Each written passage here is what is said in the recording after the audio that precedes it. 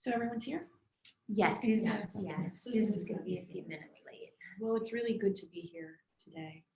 And when I heard the news about John, the first thing I thought of, two things I thought of. It was always very endearing to me that he always arrived with his journal. And the journal still had the price tag on it. Yeah. And that really, I don't know why I noticed that. And it really touched me, right? And when we began our journey together, we talked about the notion of preciousness and really honing in on things that we notice. That was really precious to me, right? So I thought of that. And then the other thing I thought of was something that a very good mentor and colleague taught me about 4 years ago. And it's this notion of the presence of absence. And he was a prolific writer and scholar of human experience. He considered himself a detective of human experience. And it should not surprise anyone then that when he was diagnosed with terminal pancreatic cancer, he became the detective of his own experience. And he wrote himself through that on a daily basis, right up until the day before his death. But a few days prior to his death, he wrote about what he called the presence of absence. And he was anticipating how his absence would feel for his family and for people who loved him. And I thought it was a really powerful and interesting concept, because when you think about loss, whether it's loss through death, loss through the ending of a relationship, pet loss, whatever it is, you feel the weighted presence of that person's absence, right? Like I can feel the presence of the absence today of John, right? And we acknowledge that, right? And that presence can feel heavy. And that presence of the absence can also feel very spacious. It's like there's now this gap or this hole that has opened up. And so it can feel very spacious. We can resist that sensation, or we can feel overwhelmed or engulfed by it. But I think that it's important to be aware of it. And it's an idea that stayed with me. And so when I encounter loss, it's almost one of the first things I think about is, how does the presence of this person's absence feel to me? And so you may notice this here in the office, especially those of you who have been here for a really long time, as he was, maybe even moments of forgetting, right? Or moments of deeply feeling his presence here, okay? So just keep that in mind and ask yourself, how do I meet this idea of presence of absence, which isn't even just an idea, it's actually a felt experience. How do I meet it? So going back to that notion of preciousness that we introduced at the beginning of this journey together, there's two things that I think are really relevant to what's happened here with John's passing. And if we go back to the very ancient texts of the Theravada Buddhist tradition, we encounter something that I have found to be really important, and they're known as the 4 mind changings. And they're meant to be reflections or contemplations, and that when we reflect upon them and really contemplate them, they can really help to ease our suffering related to events where we're feeling a lot of loss, or we're deeply, deeply feeling, whatever it is. And that first contemplation is the preciousness of all human life, the preciousness of this birth, the preciousness of our birth coming into this life. And connected to it is this understanding, there's a lot of things that we're uncertain about. There's a lot of things we're uncertain about. But one thing that we can be certain about is that nothing stays the same. We will die. We arrive, we live, and then we die. And so there is an impermanence to all of life. And that, so many of us live in denial of that, makes our suffering of loss exponentially greater. It reminds me of the lesson that I learned a few years ago just by watching in autumn a single leaf falling from a tree. When you think about leaves that fall from the tree, you never see them holding on. You never see them begging, begging to stay. When the leaf falls from a tree, it falls with such grace and such ease. And there's a lot to be learned in nature about impermanence and the grace and the beauty of the letting go. So the mind changings, the first two, the preciousness of this life, of this human birth, of our ability to be here as human beings, and the impermanence of it all, and the awareness of that impermanence and how it can change how we live our lives. And so often when someone that we love and care about dies, that's when we really sort of awaken to our own life. How am I spending my life? How am I living this life? It passes by so quickly. So I wanted to read you a passage from this beautiful book called The Book of Awakening by Mark Nepo. It's actually the very, very first passage, and it's about this notion of preciousness, and it's precious human birth. He writes, there is a Buddhist precept that asks us to be mindful of how rare it is for us to find ourselves in human form on this earth. It is really a beautiful view of life that offers us the chance to feel enormous appreciation for the fact that we are here as individual spirits, full of consciousness, and here we are drinking water and chopping wood. This precept asks us to recognize that of all of the endless species of plants and animals and minerals that make up this earth, a very small portion of life has the wakefulness of spirit that we call being human. And we are blessed in this time and in this place to be human beings, alive and rare in ways that we often take for granted. All of this is to say that this precious human birth is unrepeatable. This precious human birth is unrepeatable. So what will you do today, knowing that you are one of the rarest forms of life to ever walk this earth? How will you carry yourself? What will you do with your hands? What will you ask, and of whom? You are precious, rare, and awake. This will usher you into a grateful form of living. It makes hesitation useless. Grateful and awake, ask, what do I need to know right now? Say what you feel now, and love what you love now. I was looking for a reading for today's session, and when I opened the book, it was the first one. So I feel that you were meant to hear it. So in today's practice, I want to share with you an adaptation of a mindfulness practice called the art of grieving. And what does it mean to take a mindfulness approach to our loss? How does that sound? Okay. I just wanted to say that at any point during this meditation or any practices that you have this week, also feel free to acknowledge if your system feels overwhelmed.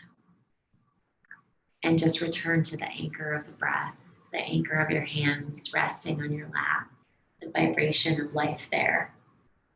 Right? So if we go through this process and it just is too much right now, it's really raw, it's okay just to drop into sensation or an anchor of breath and just kind of tune it out. Okay?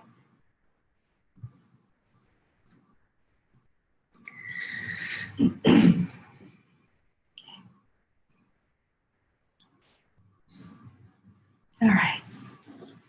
So let's begin.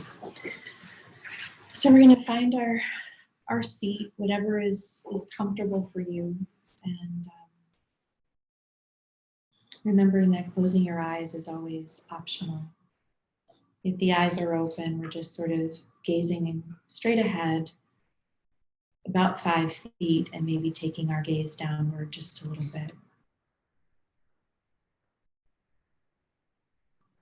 Maybe deciding today that we will anchor into the body so that if we do begin to feel that sense of overwhelm, perhaps we can return to the sensation of these feet against the floor as we feel them now, or the sensation of your hands against the chair or on top of the thighs, wherever they're residing right now.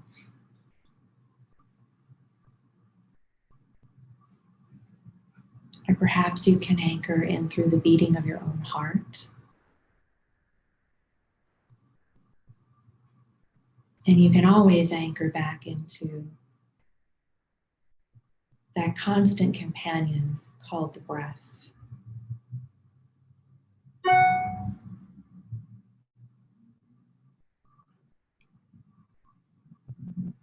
And just feeling the surrender and the release that your exhalation offers.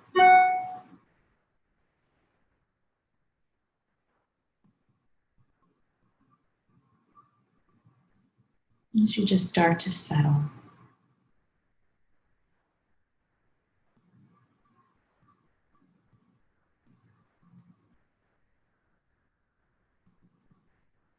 And we might want to notice that if a sense of grieving or loss or sadness is present, where has it landed in your body?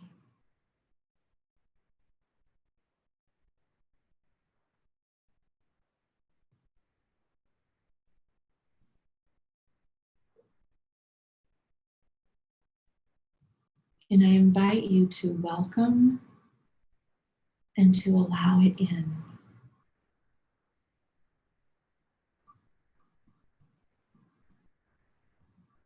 Perhaps with the invitation, grief, sadness, you are here.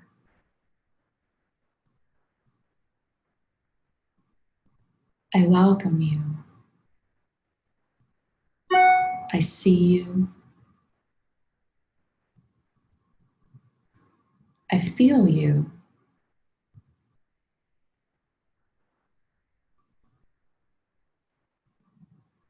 And I'm going to take care of you.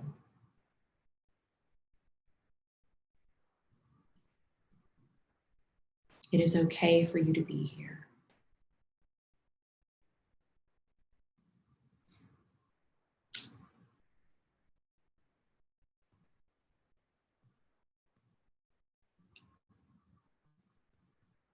Imagining that you're creating space for it.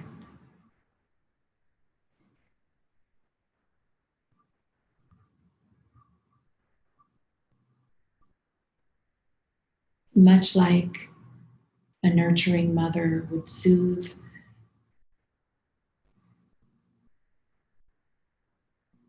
and hold the discomfort of a child with that tenderness,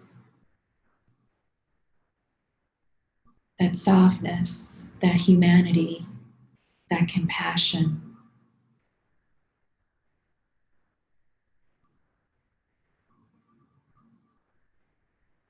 And just now allowing to arise, just as it will arise, an image of John.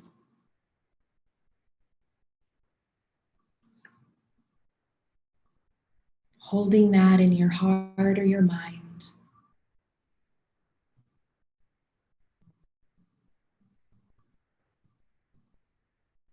And look deeply.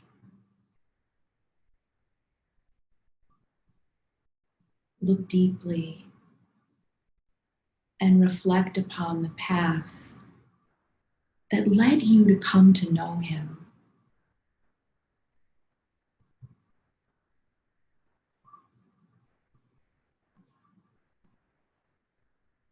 The journey that led you to come to know him, to care about him, to have a meaningful relationship to him.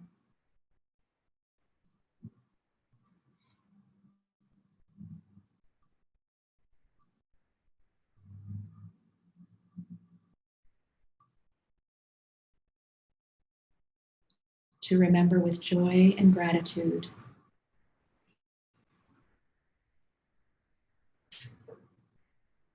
how his life touched yours.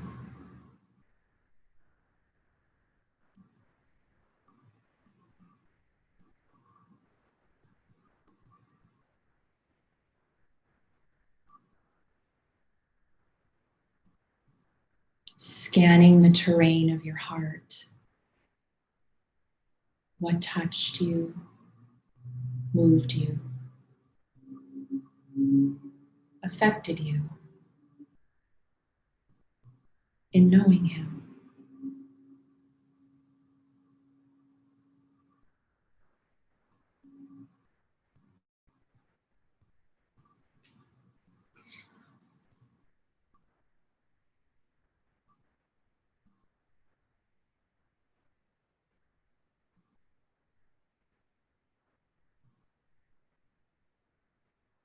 What did his life teach you?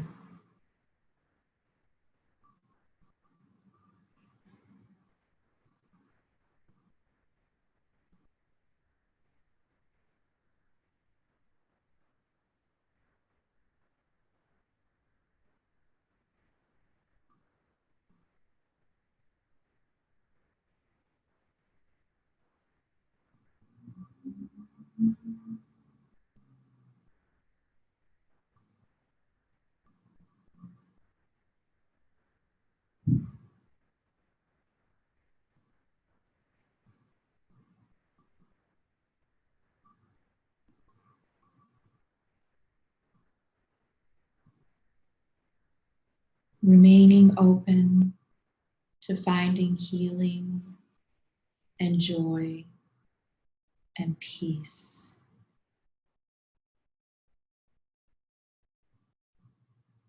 in all of this.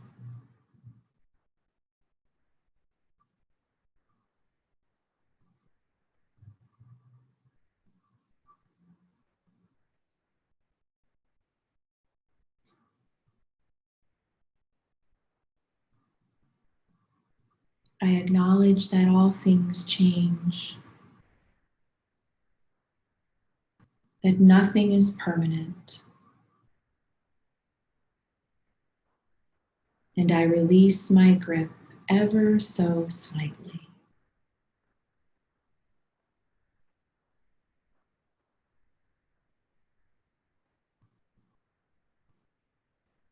I release my grip ever so slightly on all things, on all people,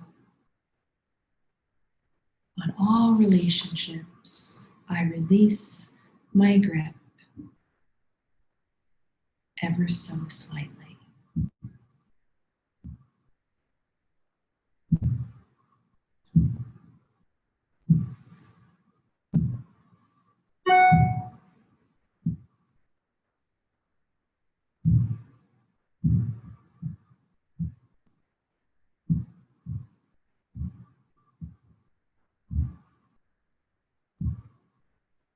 There is much energy wasted in trying to cover up who we are,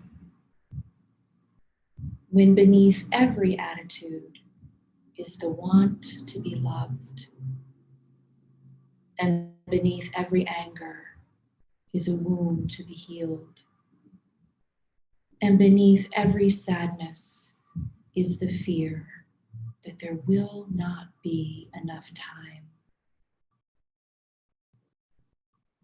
Our challenge each day is not to get dressed to face the world, but to unglove ourselves so that the doorknob feels cold and the car handle feels wet and the kiss goodbye feels like the lips of another being, soft and unrepeatable. This life, so precious. Precious in its impermanence.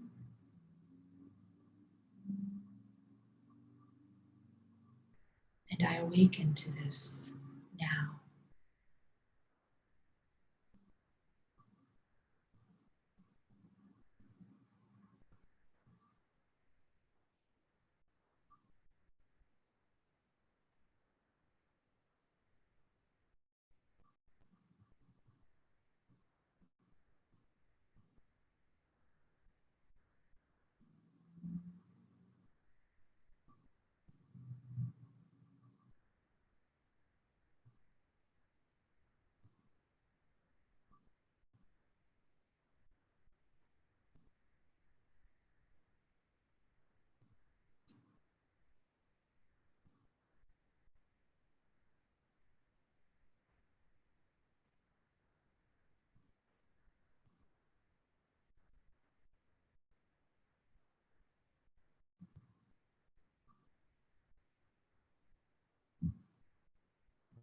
Whenever you're ready, but only when you're ready,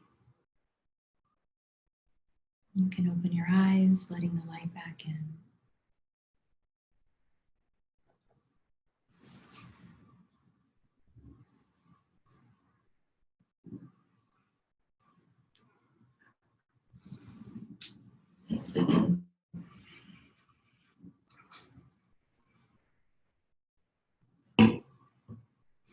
How's everybody?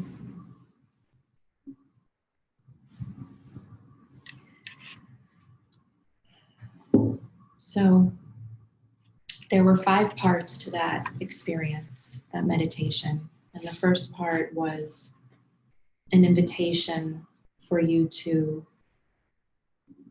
welcome the experience of the grieving, the suffering, the loss. I think the last time I was here, I talked about feelings as visitors, you know, in the sense that they come and they go. No one who visits us, there's no expectation that they're going to stay. But another way to think about the notion of visiting is, what kind of host am I going to be to these feelings that can be really difficult, you know, to the loss, to the grieving, to the sadness? Am I hospitable at all for those things to visit? You know, there are some of us that we've got the door bolted. You know, this is not, I don't want this here. Okay. So it's the welcoming, it's the allowing it in, it's the saying to the grief and the sadness, okay, you're here. It's okay for you to be here. And then the second part of it was, not only am I going to welcome you in, but I'm going to create space to have you here.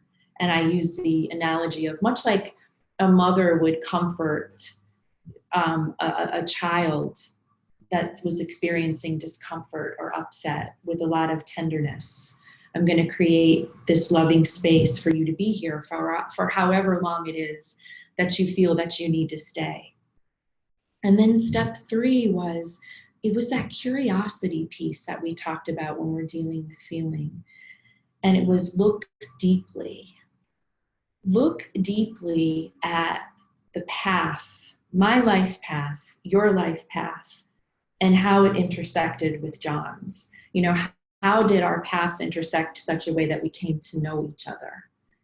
And in that knowing, what were the gifts that your life, his life taught you?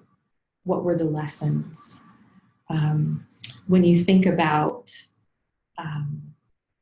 like endearing qualities, like the journal and the price tag, what are those? And that part of the process is really meant to connect you to this idea that sadness and sorrow, grief and loss can travel together with joy and love.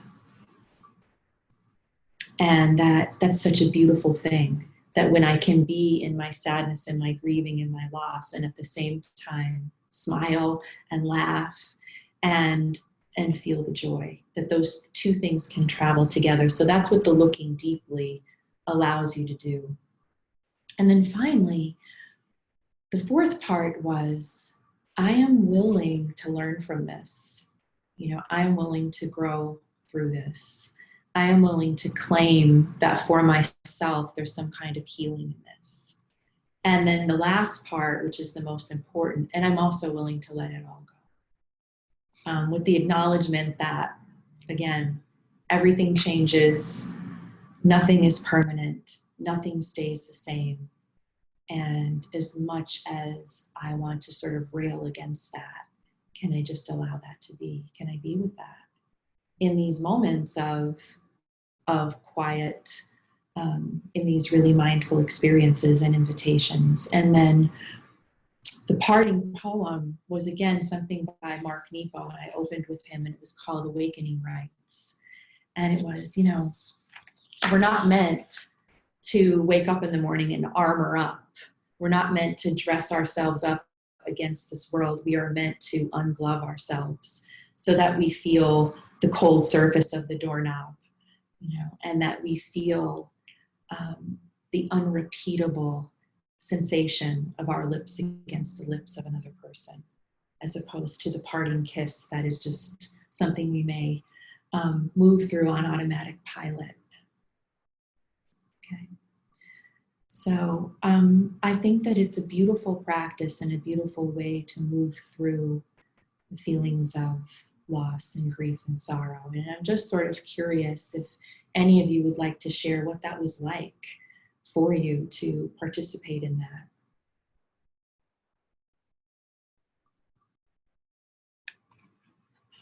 I'll say something. So as interesting, you're going through it, I was kind of thinking about John, and John was a man of consistency, if you will. He kind of did the same thing, ate the same thing. I remember the big shock in here was when he came in one day and he didn't have a bologna sandwich. For the first 20 years I knew him, every day he had 2 bologna sandwiches for lunch. And came in one day and switched to chicken noodle soup for the next 5 years. Yeah. That's what he was eating when I met him. Yeah. That set came to me. Yeah. So he was very, very much a man of staying within a certain pattern and doing the same things, and quite frankly, doing them well. Mm-hmm. Mm-hmm. So. Yeah. So what you just shared is a beautiful illustration of how sorrow and joy and laughter travel together. And it's also, and for me, it's an example of the way in which you could pay attention to something as mundane as what he ate every day for lunch, the bologna sandwich, right? And you all recognize that, and there's something really precious and endearing about that. Yeah, thank you. Mm-hmm.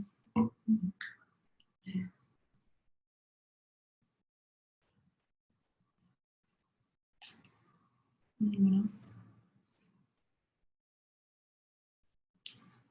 One thing my teacher talks about a lot is the capacity of the heart, and that it's so much bigger than we give it credit for. And we can trust that it can hold all of this. So just what Christine's talking about. When I was in deep grief, someone said to me that grief is the consequence we pay for having loved deeply. Mm-hmm. And I want to love deeply. Mm-hmm. So we take that risk. And what was very helpful for me in that process was allowing grief to be a part of me without any expectation of how long it needed to stay. And I think that, in my experience at least, it's something that you just carry forever, maybe. Right? So, the important thing is that it doesn't get stuck. Right? So, that spaciousness becomes really important when everything feels overwhelming. Grief specifically has a very heavy felt sense inside the body. So you may be experiencing that right now. And you could almost point to it where it is inside of you, each of you, if you look closely. So when it feels that way, especially when you are in the midst of ordinary life happening, even though we feel this right now, you have all the tools. The breath is really important. If you could breathe into that space in your body, it'll give that feeling enough space to breathe. And you could host it there and not feel so laid out, right? So later on this week, I'll forward just some movement practices that are helpful too. But breathing could sometimes feel heavy right now also.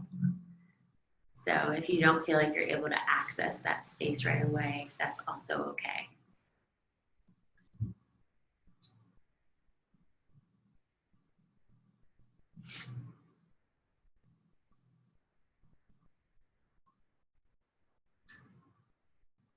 I almost hesitate to launch into the content of lesson 6.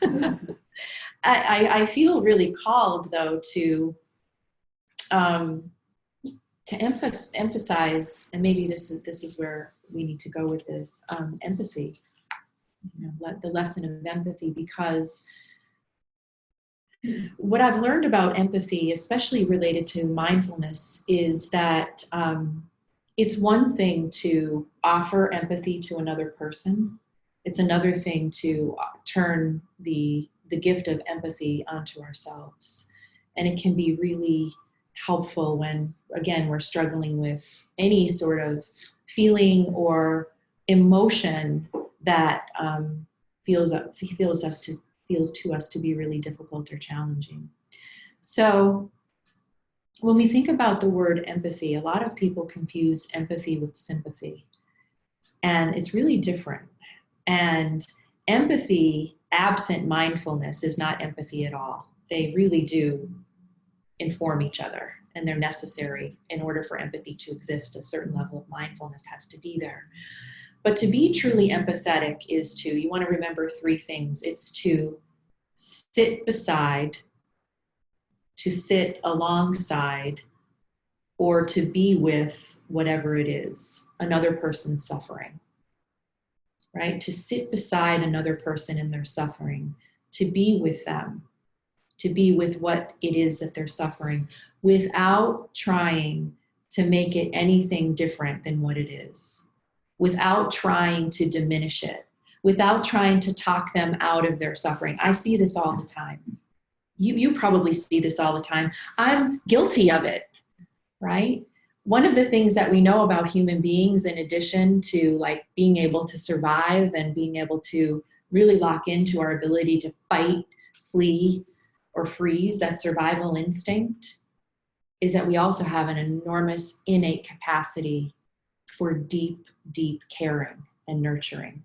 It's part of who we are. We are hardwired this way. So when someone that I love and care about is suffering, I don't want them to suffer.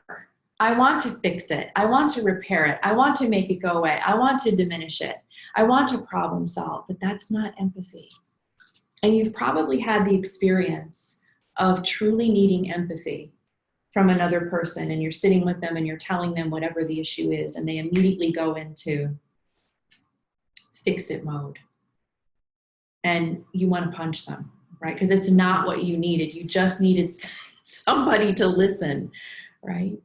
And so the reason that empathy is difficult for us is because we have that innate caregiving capacity, and we do not want to see others suffer.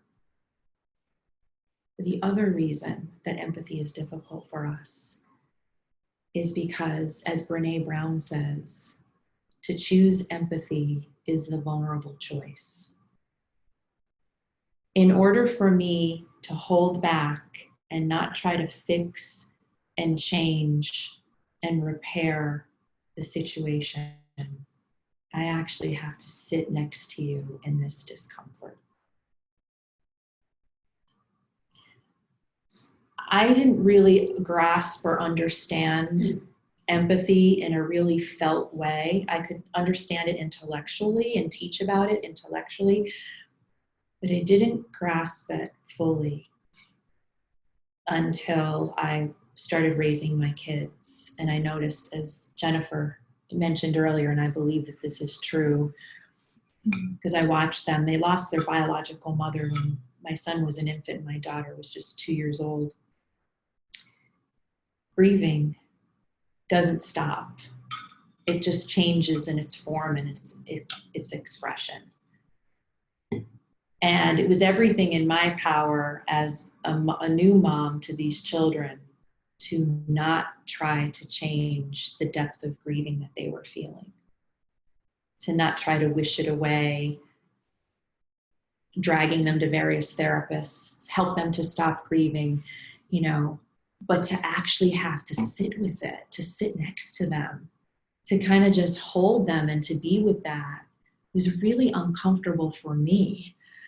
And so a lot of times our need to fix it, to make it go away, to say things that are non-empathetic is really about our need to make ourselves comfortable. Right? So about 2 years ago, I was having dinner with a friend who just lost her father. And we were in a really crowded restaurant. And the funeral was the day before, and we were talking about the funeral. And she had this very tumultuous relationship with her dad. And over the Christmas holiday, they had made some real headway in their healing. And he ended up dying within the first week of January. So we're in this very crowded restaurant, and she started sobbing. And here I am, Miss Empathy, right? Thinking, okay, empathy is the vulnerable choice. I have to walk my talk. What do I do in this moment? How do I meet this moment of her very human suffering? I knew enough to know there's nothing I could say to change this, although there were several things that came to mind. Andrea, thank goodness you had that time together and healed your relationship. That's not what she needed. Thank God he had a massive heart attack and died immediately and didn't suffer. Not the thing to say. He's in a better place. Not the thing to say. Your last memory of him was positive. Not the thing to say. I could have said all of those things, but what would saying those things do? Diminish the significance of the moment of her deep, deep sorrow. The only thing I could do was extend my hand and reach over the table and to take her hand in mine and really lock in, making eye contact, leaning into her experience, leaning into this pain. And we sat there together for as long as it took for that wave of grief to pass. Right? That's an example of an expression of empathy in the way that I defined it. It was sitting with her in this grief and sorrow without trying to make it any different, without trying to change it, fix it, diminish it. My brother is a funeral director, and in his training in mortuary school, it's hard for me to believe they only offered one class on how to deal with families that are grieving, people who are grieving. But I remember he told me a long time ago that there are 2 places on the back side of the body that if you gently place your hand there, it is an expression of empathy. You don't need to say any words. Does anyone know where those 2 places might be on the back when you think to yourself about times where you felt comforted by touch? Behind the heart. Behind the heart, absolutely. Right in that, between that space between the upper and middle back. Anywhere else? Right here at the lower back, the sacrum. That just taking your hand and placing it behind someone, the warmth of your hand, the gentle touch of your hand there, or in that space right behind the heart, just feels like support. And you need not say anything. So sometimes the best forms of empathetic expression are total silence. Just the being with, the sitting beside, the sitting alongside, and human touch. Now, some what I call empathy scripts are things like, this must be really hard. Why is that a script? Why might that work? This must be really hard. You're not quantifying their feelings. Mm-hmm. I'm acknowledging that I see that you're suffering. This must be really hard. And I'm not trying to do anything to make it less hard. I'm acknowledging it. There's something really powerful about just acknowledging this sucks. Right? Another good empathy script is, I gotta tell you, I have no words. I'm just absent words for what this might be like. And another script is just an invitation. Because I have no words, I can't even imagine what this is like. I'd like to know. You know, if you're up to talking about it, I'd like for you to tell me.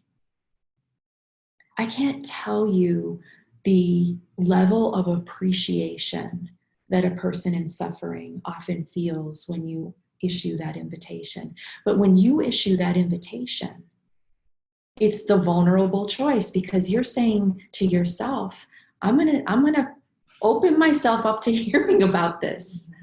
I'm gonna make myself vulnerable to the possibility of having to feel something inside of me, that this might touch something inside of me. So you see, this is why empathy is actually pretty rare. But when someone offers that to you, I promise you, you know it, because it feels really different, and it feels really special, and it feels really rare, not just for the person receiving it, but for you as you're giving it.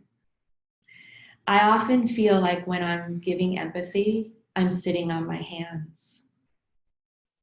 Like, I have to sit on my hands, and I have to be really careful with my speech, and I have to be really careful with my nonverbals to just to convey that vulnerability and that willingness. Like, I'm willing to go there with you. Some say that empathy is stepping inside the shoes of another person. Not quite, because we can't. You and I can have an identical experience, but it's still not the same.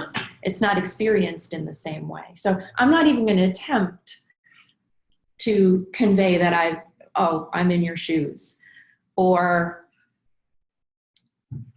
to story swap. Well, when I lost my father, right? That's unempathetic. Okay.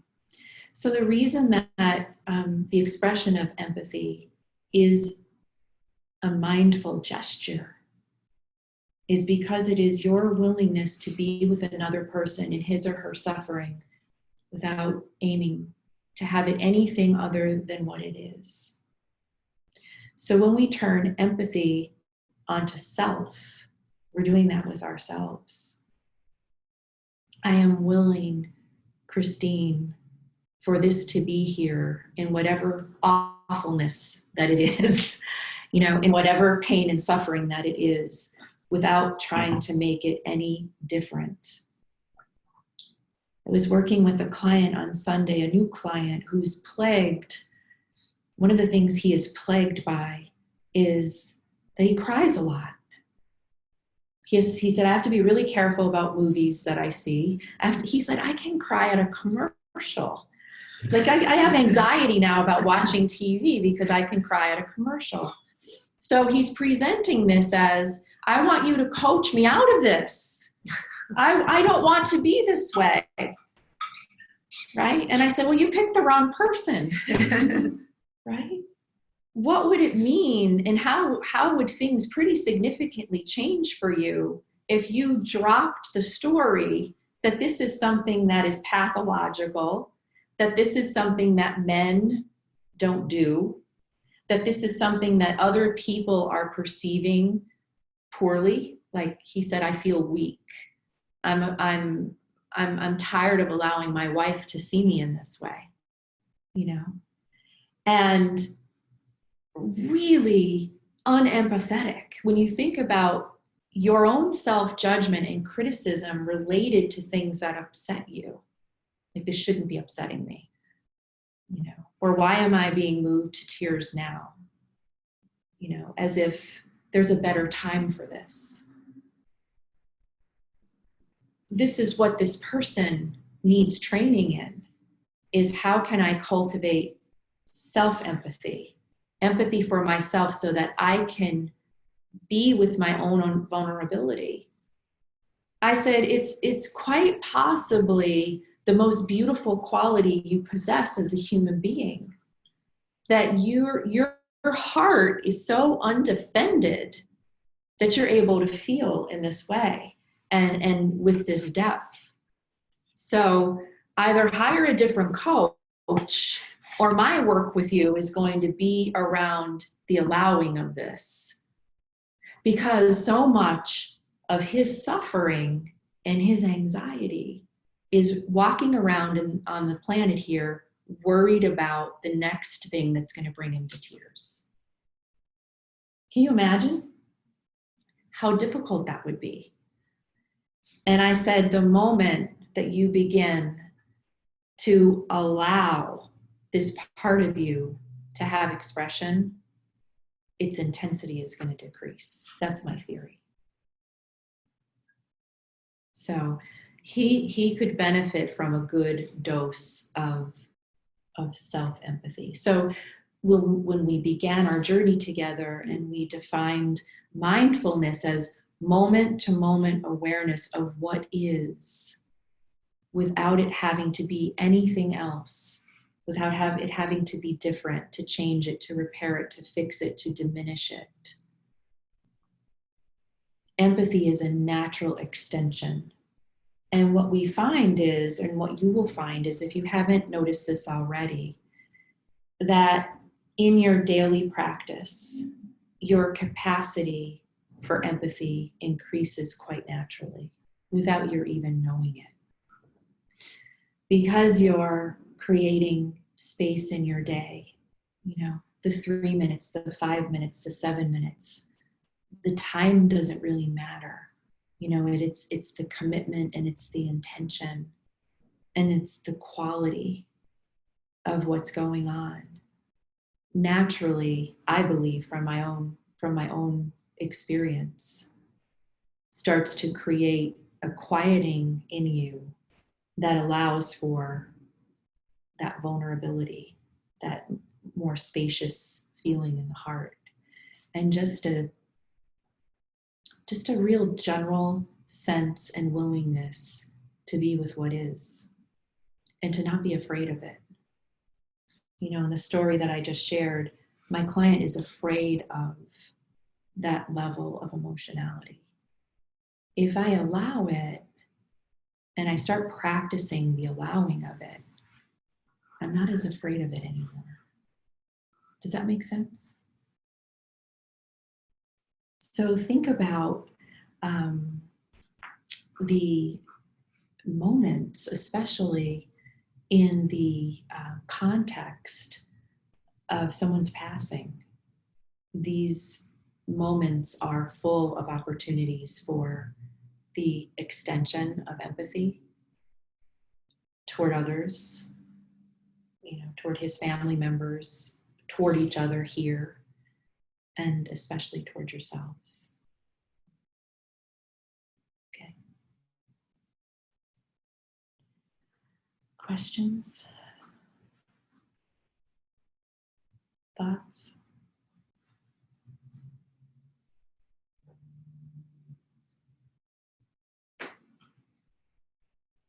Homework?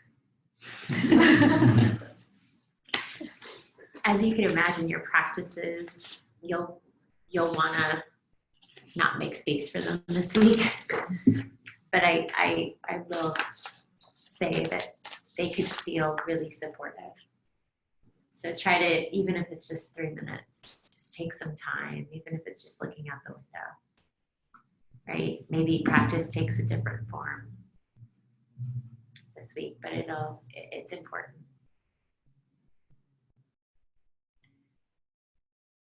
Another idea is, I think during times like this, when my own practice, it becomes very challenging, is if I just sit and I imagine kind of a cloak or a blanket, right, of protection around me. It not only helps me to settle, but it creates for me that sense of allowing.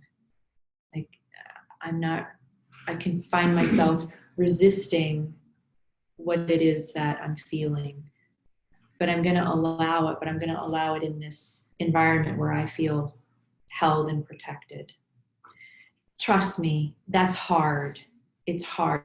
It's not an easy thing to do because I'm not the poster child by any means for self-compassion or self-empathy, but it's something I work on every day. And my capacity for compassion and empathy toward others increases exponentially the more I extend it toward myself. Yes, So just take extra good care of yourselves. Yeah, the metta practices, the guided metta practices are really supportive during these times. Walking meditations, being out in nature, having really mindful conversations. You'll have, moments in the office where you really need to lean into each other, that human connection. Just give yourselves as much time for that this week to be a community. And in the practices, we say that there's 3 jewels to the practice of mindfulness meditation. And it's these lessons, these teachings, the practice itself, and the Sangha. And the Sangha is your circle and that circle includes, you have a circle right here, and part of your circle is missing, right? So this circle becomes even more important. And that it really is all about connection at the end of the day. And impermanence roots us there. It roots us into the moment right now where we really need each other. And it roots us into this sense of urgency to really be. So please reach out if we could be of service to you in any way. If there's any additional resources you need this week or one-on-ones, we're available, certainly. We'll be thinking of you and holding you in our own practices. Thank you. You're all very brave to be here, to show up today. Thank you. Thank you.